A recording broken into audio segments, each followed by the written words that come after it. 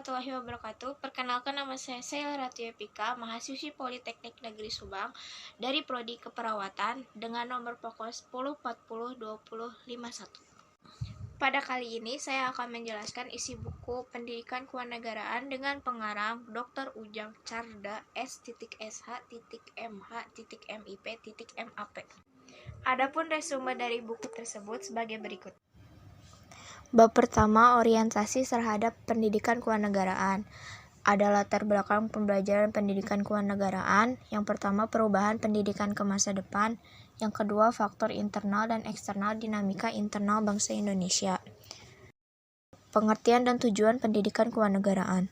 Yang pertama, pengertian pendidikan kewarganegaraan. Tujuan pendidikan kewarganegaraan, fungsi dan capaian pembelajaran pendidikan kewarganegaraan, visi dan misi pendidikan kewarganegaraan, kompetensi pendidikan kewarganegaraan, metodologi pembelajaran pendidikan kewarganegaraan, landasan pendidikan kewarganegaraan, landasan ilmiah, landasan hukum, landasan historis. Yang keempat, Pancasila sebagai nilai dasar pendidikan kewarganegaraan. Yang pertama, ketuhanan yang Maha Esa. Yang kedua, kemanusiaan yang adil dan beradab. Yang ketiga, persatuan Indonesia.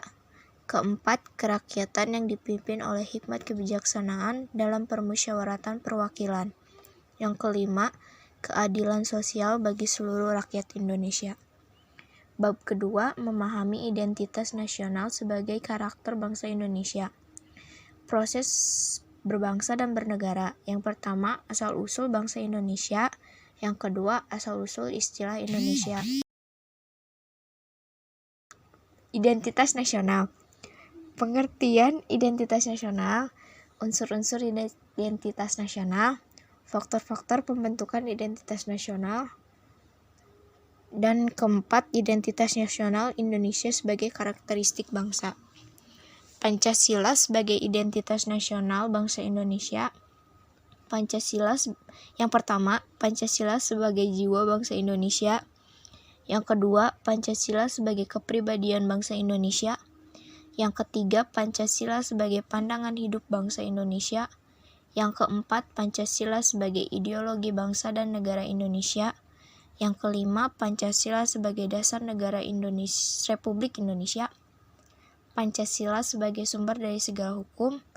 Yang ketujuh, Pancasila sebagai perjanjian luhur bangsa Indonesia. Yang kedelapan, Pancasila sebagai cita-cita tujuan bangsa Indonesia. 9. Pancasila sebagai falsafah hidup yang mempersatukan bangsa Indonesia. Dan yang terakhir, Bhinneka Tunggal Ika sebagai identitas nasional bangsa Indonesia, yaitu yang pertama, Bhinneka Tunggal Ika dalam negara pluralistik. Dan yang kedua, Bhinneka Tunggal Ika sebagai bentuk identitas keragaman bangsa Indonesia.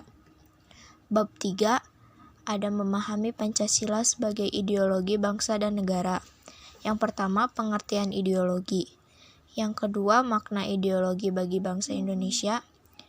Yang ketiga, perbandingan ideologi Pancasila dengan ideologi lain, yaitu ideologi Pancasila, 2. Ideologi liberalis, 3. Ideologi konservatif, 4. Ideologi sosialisme dan komunisme, yang kelima, ideologi fasisme. Yang keempat, memahami makna Pancasila sebagai ideologi negara dan keputusan Mahkamah Konstitusi nomor 100, yaitu 1. Pokok perkara, 2. Pendapat ahli, 3. Pendapat Mahkamah Konstitusi, 4. Pendapat berbeda hakim Mahkamah Konstitusi, 5. Keputusan Mahkamah Konstitusi. Bab 4, memahami negara, konstitusi, dan warga negara. Yang pertama, ada memahami negara, yaitu pengertian negara dan unsur-unsur negara. Yang kedua, hakikat, tujuan, dan fungsi negara. Ketiga, macam-macam bentuk negara. Keempat, dan yang kedua, memahami konstitusi. Pertama, pengertian konstitusi. Kedua, peran konstitusi dalam kehidupan bernegara. Ketiga, UUD 1945 sebagai konstitusi negara Republik Indonesia. Ketiga, memahami warga negara Indonesia. Yang pertama, pengertian warga negara Indonesia. Kedua, hak dan kewajiban negara Republik Indonesia. Ketiga, pelaksanaan hak dan kewajiban warga negara Indonesia. Bab kelima, memahami negara hukum, hak asasi manusia, dan demokrasi. Yang pertama, memahami negara hukum Indonesia, yaitu pengertian dan ciri-ciri negara hukum. Kedua, makna Indonesia sebagai negara hukum.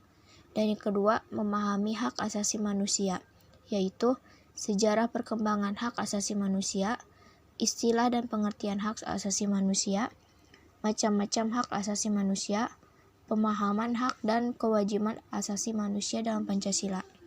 Yang ketiga, memahami demokrasi Indonesia, yaitu yang pertama perkembangan demokrasi di Indonesia, yang kedua pengertian demokrasi Pancasila, yang ketiga prinsip-prinsip demokrasi Pancasila, keempat korelasi demokrasi dengan negara hukum. Bab 6, memahami wawasan Nusantara sebagai wawasan nasional Indonesia. Yang pertama ada pengertian wawasan Nusantara, yaitu faktor untuk mewujudkan aspirasi dan perjuangan. Dan yang kedua, landasan, hakikat, dan asas-asas wawasan Nusantara, yaitu landasan wawasan Nusantara, hakikat, dan asas-asas wawasan Nusantara. Yang ketiga, ada kedudukan, fungsi, dan tujuan wawasan Nusantara, yaitu kedudukan, fungsi wawasan Nusantara, dan tujuan wawasan Nusantara. Dan selanjutnya, faktor-faktor yang memenuhi wawasan Nusantara, yaitu wilayah sebagai ruang lingkup geopolitik dan geostrategis perkembangan wilayah Indonesia. Dan unsur-unsur dasar wawasan Nusantara, yaitu unsur wadah, isi wawasan Nusantara, tata laku wawasan Nusantara. Dan yang terakhir, implementasi wawasan Nusantara. Wawasan Nusantara sebagai pancaran filsafat Pancasila. Wawasan Nusantara dalam pembangunan nasional, hubungan wawasan Nusantara dengan ketahanan nasional. Bab 7, memahami ketahanan nasional dan integrasi nasional Indonesia. Yang pertama ada ketahanan nasional. Pengertian ketahanan nasional, unsur-unsur ketahanan nasional, landasan ketahanan nasional, asas-asas ketahanan nasional, sifat-sifat ketahanan nasional, pendekatan Astra Gatra dalam mewujudkan ketahanan nasional. Selanjutnya pengaruh ketahanan nasional. Pengaruh hak asasi manusia, pengaruh demokrasi, pengaruh lingkungan hidup, pengaruh aspek kehidupan nasional terhadap kehidupan bangsa dan negara. Integrasi nasional dan prioritas masyarakat Indonesia, strategis integrasi dan integrasi nasional Indonesia. Demikian uraian dari buku tersebut saya buat untuk mata kuliah pendidikan kewarganegaraan. Wassalamualaikum warahmatullahi wabarakatuh.